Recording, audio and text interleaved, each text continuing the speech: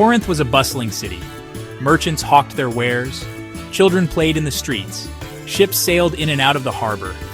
At the edge of the city, Timaeus worked in his workshop. He was a potter.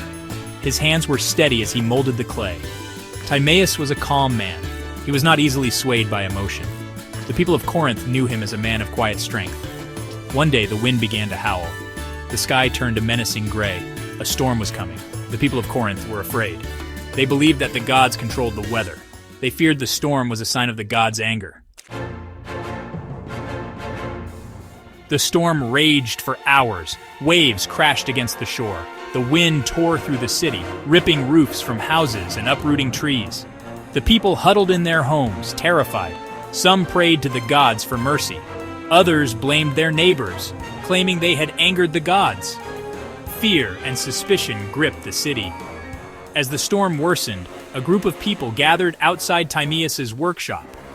They were convinced that the storm was a punishment from the gods. They needed someone to blame. They decided to blame Timaeus.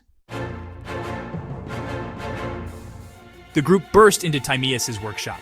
They were a mob now, fueled by fear and anger. They accused Timaeus of angering the gods.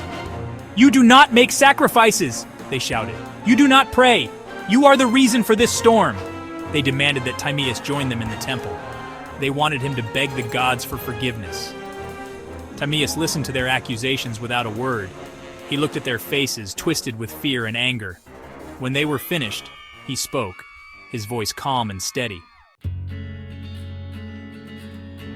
"The storm is a part of nature," he said. "It is not a punishment from the gods. We cannot control the weather, but we can control ourselves." Timaeus' words were unexpected. His calm demeanor in the face of the mob's fury was startling. The people were taken aback.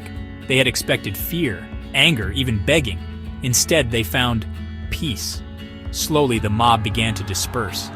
The storm raged on, but the fear that had gripped the city began to subside.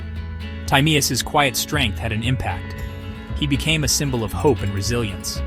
He showed them that true strength lay not in appeasement or blame, but in inner peace.